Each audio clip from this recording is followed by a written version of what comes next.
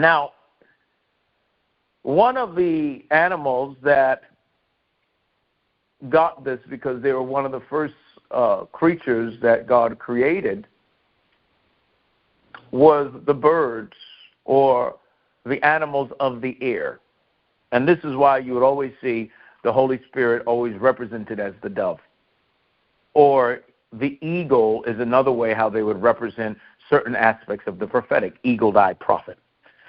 So you would see these particular animals of the air, they also possess the gift of the voice, where they are able to mimic, but they do not have the etheric body or the intelligence to be able to understand in the same way. I never forget when I was 10 years old, I fell in love with a particular animal by the name of a macaw. Her name was Missy. She was a blue and gold macaw. I was always drawn to birds, and birds are very interesting because you call them animals of the air. So they possess a higher aspect of certain types of intelligence because they are ruled by the air. Every animal is ruled by a certain element. And I get into this in my teachings. So because they're ruled by the air, you understand that the voice and communication is all about phonation through the air particles. So this is why birds are known to be able to phonate. You hear a person that has a beautiful voice, you say they sing like a bird. They're able to phonate.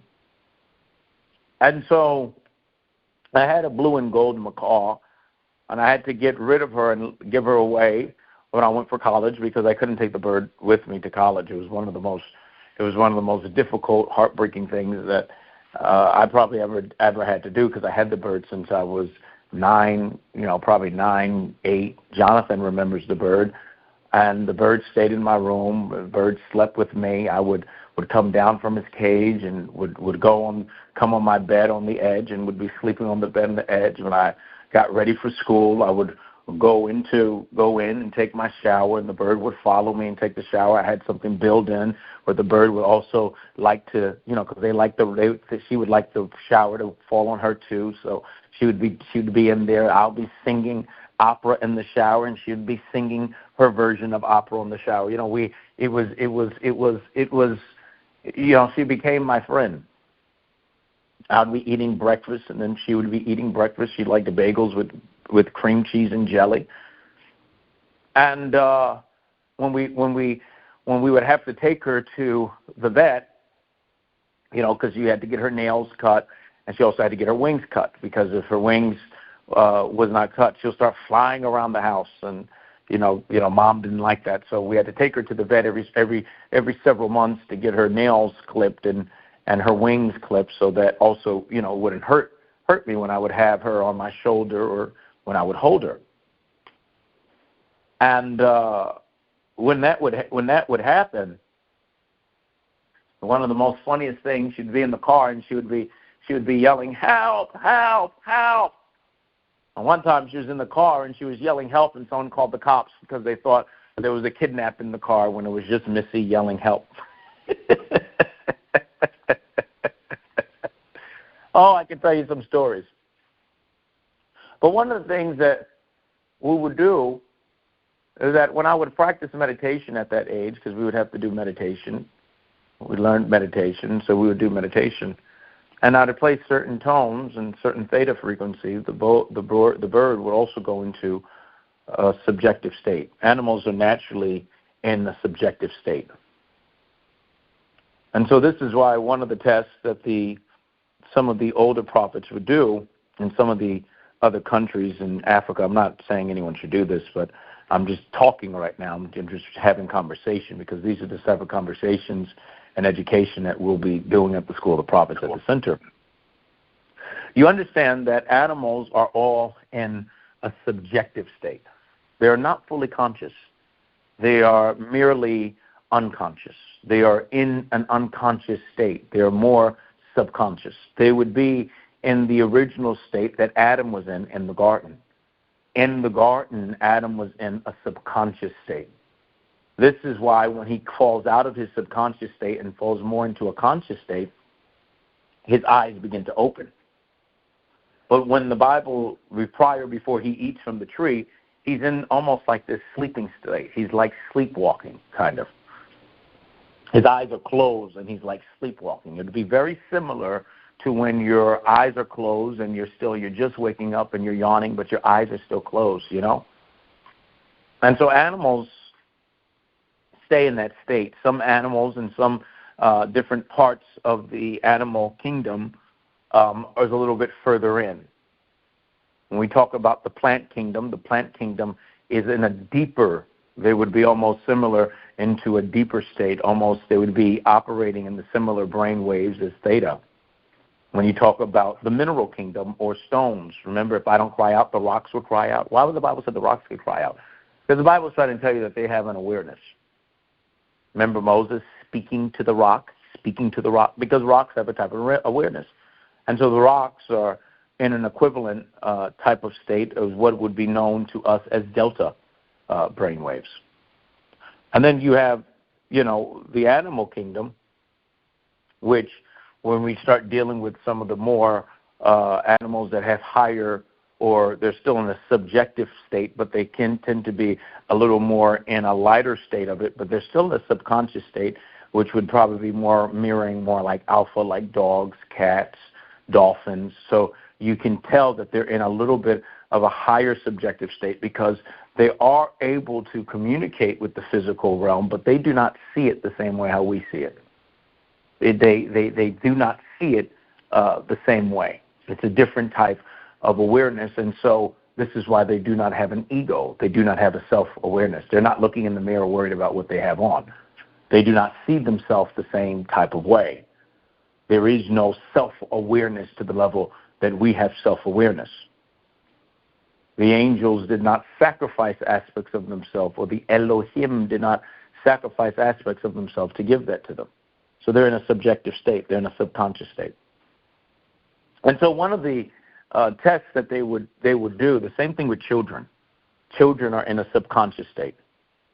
And they do not start coming to more of a conscious state until they start going through puberty. Puberty is when a child begins to start becoming a little more conscious. The ego is beginning to form. And that begins to start taking place when they get around 12 years old.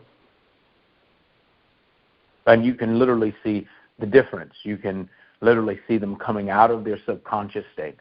So that's why it's so important what they hear, what they're around, what they experience, those years when they're growing up, those years when they're 4, 5, 6, 7, 8, 9, 10, 11, 12, because by the time they hit 13, 14, the conscious mind is beginning to recalibrate, and now it is beginning to crystallize. They are now have formed their ego. They have formed their devil, that they have to learn how to fight. So one of the tests that they would do is that some of the great prophets and mystics, they would do a test where they had to understand the subconscious. And as they understood the subconscious, one of the tests that they would do is that they would take a particular, and you hear the story of Daniel in the lion's den. They would take a particular person, and they would have to be able to control their subjective state. And they would be in a particular place with an animal like a tiger or a lion or even a python snake. Now, I'm not telling anyone to do this, but I'm just teaching you this in the message on how this was practiced. And so the older prophets would talk about this. We would hear stories about this of some of their great mentors and great teachers. And they would tell them that if you stay subconscious where fear does not come into your body, the animal will leave you alone, because the animal is subconscious. If you begin to become fearful and you begin to possess fear, then the animal will attack you, because the animal is subconscious.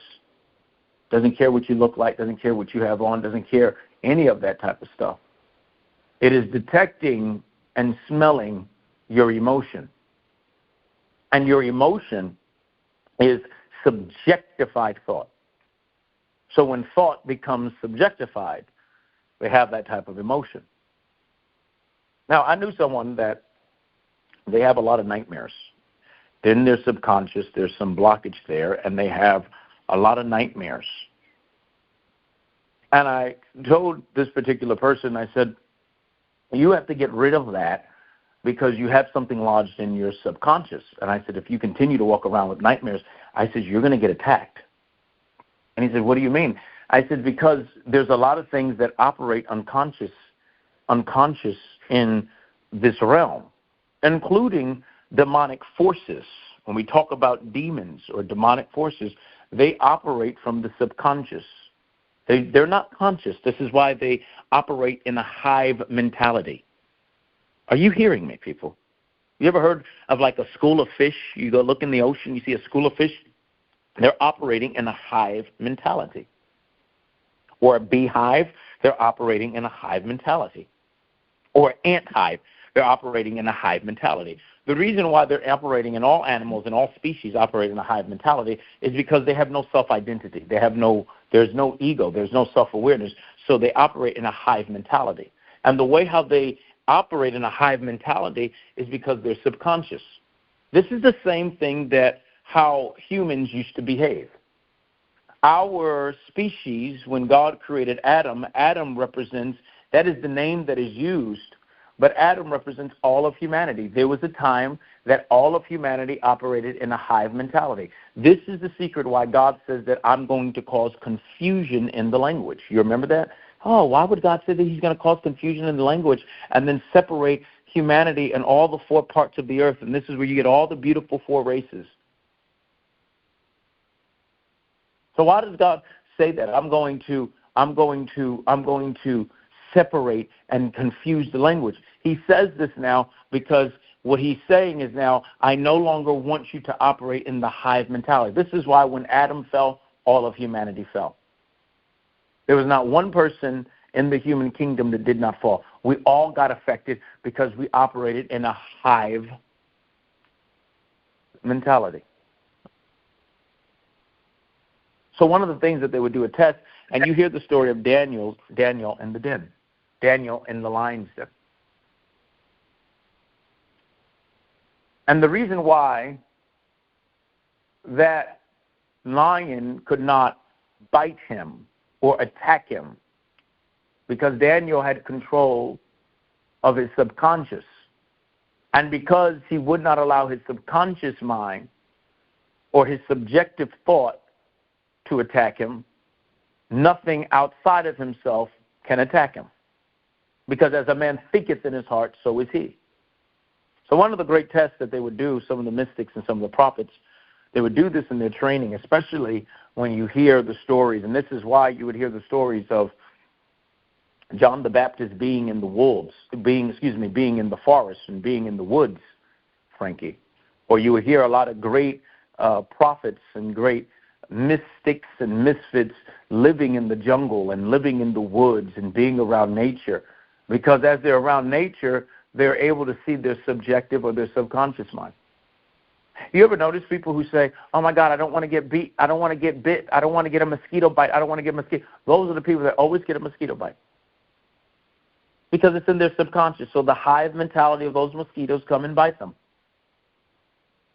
One time, years ago, I was doing some camp. I was doing a camping trip. I love going camping. I love being in nature. It was something that I always did. I was a very wild teenager, so I always liked to be out and about and do everything. I was one of those, I would come back, my clothes would be all dirty and stuff. I was just that type of boy. And one time we were taking a field trip, and we were outside and we were doing something outdoors, and I never had an issue getting bit by mosquitoes.